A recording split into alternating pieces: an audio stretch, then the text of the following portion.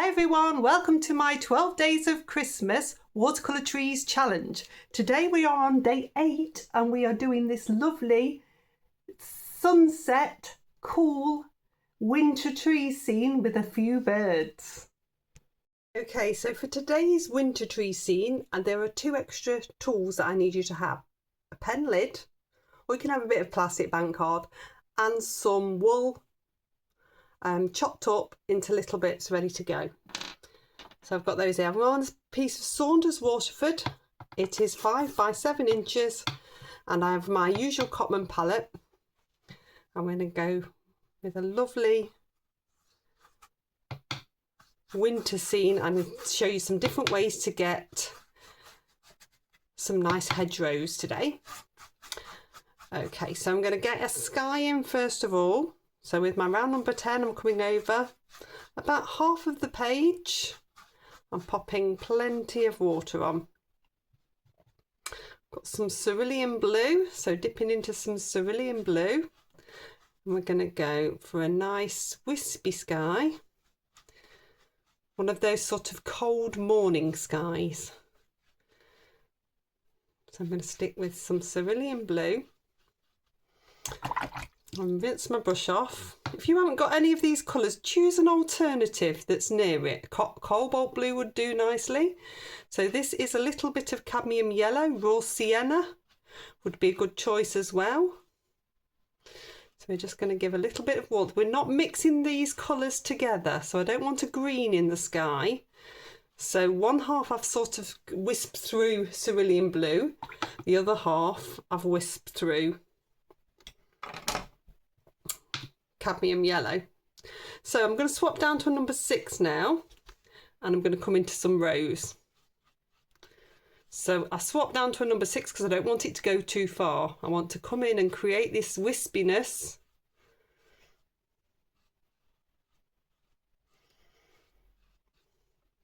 without it going too far. So where it mixes with the blue, you'll get little bits of purple appearing. I'm just dabbing into the tiniest amount and mixing it on the paper. Little wisps. And then where it mixes with the yellow, you'll get more peachiness appearing and more pinkiness. So it's quite a nice combination.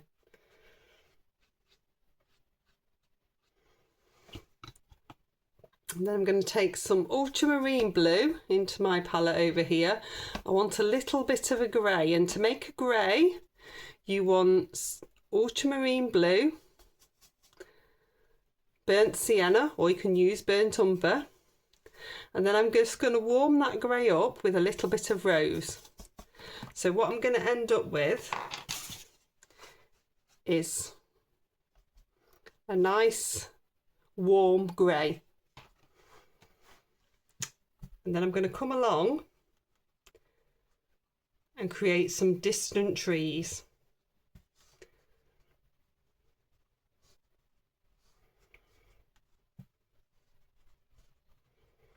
You want to vary the heights, so you're getting some taller ones, some shorter ones.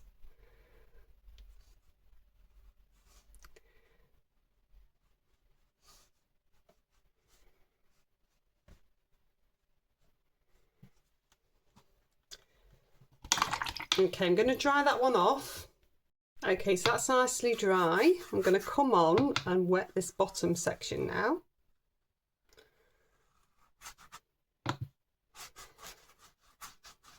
You can start to get some colour into here.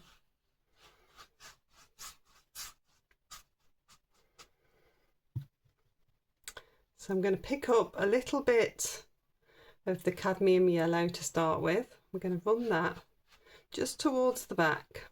You're going to get that little bit of a glow there, basically reflecting the colours from the sky. I'm going to have a little bit here. I'm going to start to draw a little bit of a pathway in as well, pathway or a road. And tapering off.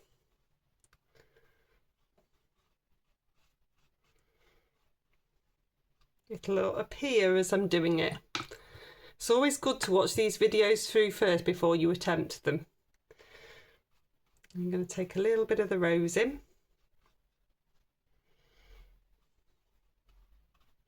Again, it's going to make a nice purple in places. You can see that little bit of a road starting to appear. I'm just going to rinse my brush, dab it off, take up a little bit of extra water and a tiny bit of the rose. So I want a bit more rose into that background snow. So it's a nice colourful one, this one. Okay, and then I'm going to swap down to my number 6. I want to make sure that I've got plenty of that other grey, which was ultramarine, burnt sienna, and a touch of rose.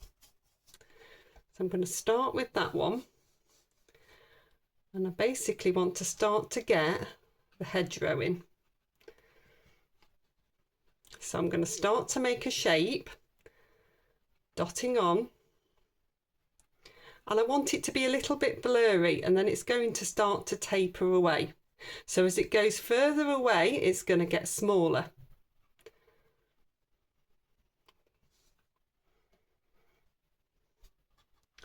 And then into this side here, we're going to have another bit of a hedgerow.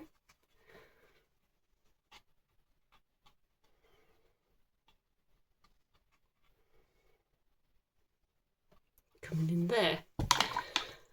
Now I want something nice and dark, so I'm going to try burnt umber.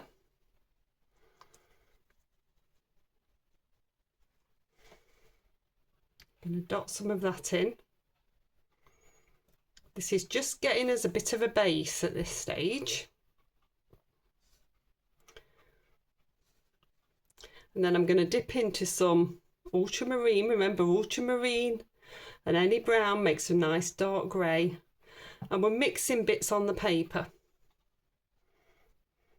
So this is giving us an additional bit of tone and depth. Okay, and I'm going to take my wool. This is just acrylic yarn, and I'm going to wet it and I'm going to wring it out really well. In fact, I'm going to wet it again. I want to make sure it's nice and wet, wring it out really well. So I've got my pen and I've got my wool. So the first thing I'm going to do is grab the pen lid and just start to indent and scrape so that I'm getting twiggy bits coming up.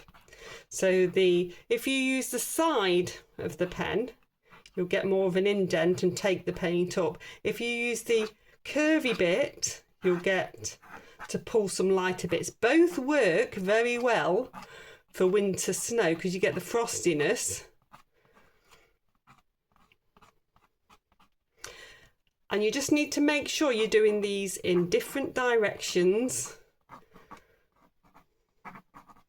So I'm just scraping through. So this is all about getting some different texture in here. In fact, we'll take a few this way.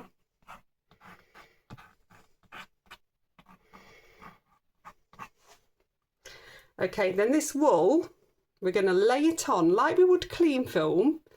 It needs to be wet enough that it's going to push the paint away a little bit and create a few marks. Now, I only really need it in these front sections. So I'm going to keep it to those front sections and just press it down and just let it do its thing. It's all a bit random. We'll see what happens. I'll let that dry. Okay, so I've taken the wet wool off carefully, and I can see that it's lifted in places and looks really nice, and then I've dried it off really well. So it's a very subtle effect on this one. Sometimes it's more prominent. This is the beauty of random. It's the same with clean film, the same with salt. It does different things at different times and you just need to work with it. Okay, so I want to pop in a little bit more sharp shadow. So I'm going to use a little bit of the cerulean blue, my round number 6, and just come on and create a few sharper areas.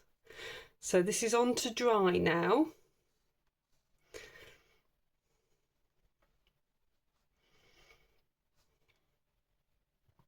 I don't want it to be too strong, so you'll see that I'm dipping back into the water and spreading this around a little bit so that I don't end up with too much. Too strong. Cerulean blue isn't too strong really anyway, and then what I'm doing is I'm just pulling out some, I know there's not a huge amount at the moment, we're pulling out some little bits. I'm going to have a bigger tree in here as well, so this is going to take a little bit more shadow over here. So I'm just going to pop some bits of shadow coming through there as well. It's really just to define this track of the road. If at any point you think it looks too prominent, get a bit of tissue and just dab onto it. That's the perfect technique for creating that snow shadow that's a bit more undulating. Now you can, if you want to, pop in some little bits of brown. The balance is it can sometimes look a little bit too mucky. It's that sort of muddiness as the snow's melting effect. I tend to prefer to keep my shadows either purple or pale blue in the snow. Okay, so just dab that a little bit as well. Then the other thing that I'm going to do is I'm going to take that wool that is still damp and I'm going to use it like I would a sponge, so you can see the colour that's taken out on the kitchen towel. Let me show you. So I've just dabbed that now. You can see the colour that's come out on the kitchen towel just from lifting the paint. So what I'm going to do now is take that that's been dabbed and pop it into that grey, and it's going to give us some extra brambliness. So I'm going to dab this now back in to create, it's a bit like sponging, create some extra texture. It's just a bit harder to hold, but it does work. And I'm going to use that to create the fine branches on my tree, which is going to start here.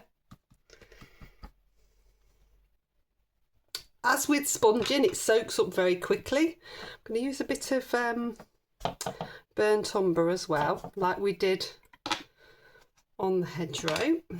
And again, I'm going to get some of that. Just dab this in. So it's just giving it additional texture that's easy to create, and I'm keeping it to this front section. Don't want to go any further. Front section and the tree, which isn't there yet.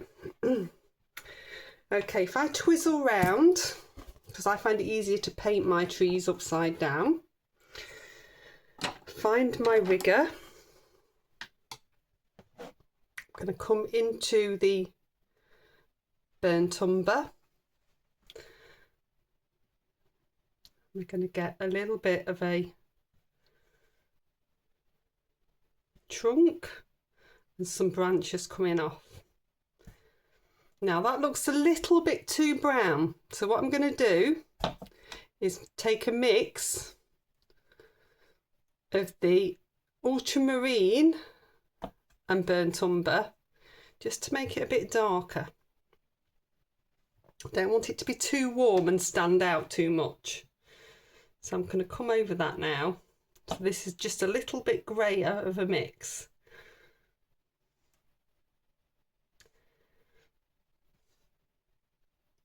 Remember to stagger those branches coming off the trunk, taper them,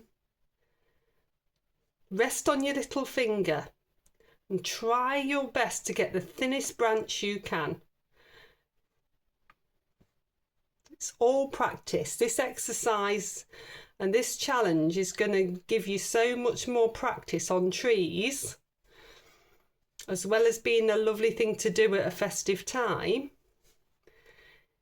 It's going to really develop your tree skills, because every single one of these is different trees.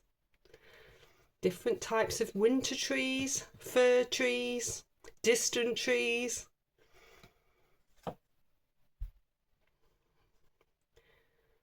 Take some of these little bits up here.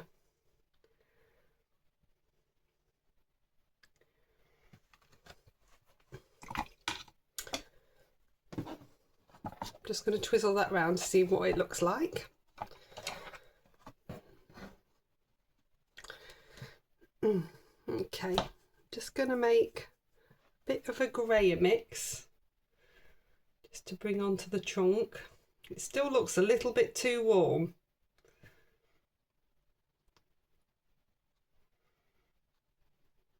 Just bring through a few more foliage bits.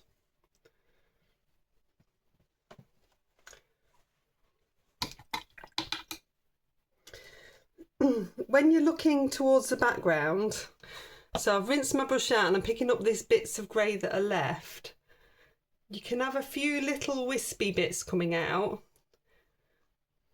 but don't do too much. You want it to be lighter, barely there as it's going further away, to give that sense of distance and depth. It could do as well, just make a little bit more of that grey. Just extend a few of these up here, just to give a little bit more on that side. Okay, I'll dry that one off. And there we go, that's looking really pretty. With that little bit of the grey that's left, you can come in and create a few birds. So these are like little ticks, exaggerated ticks, or little V's with a bit of a curve, half an M. It's however you want to do it. You want them to be different sizes. So I'm going to pop in a few little birds there just to give it a bit of life. You could do those with a pen as well. Okay, so that is day 8 all finished. I hope you've enjoyed it. Please do like, subscribe and share. Hit the notification bell so you get the next day's challenge coming through to you when it's ready. And I shall see you soon. Bye.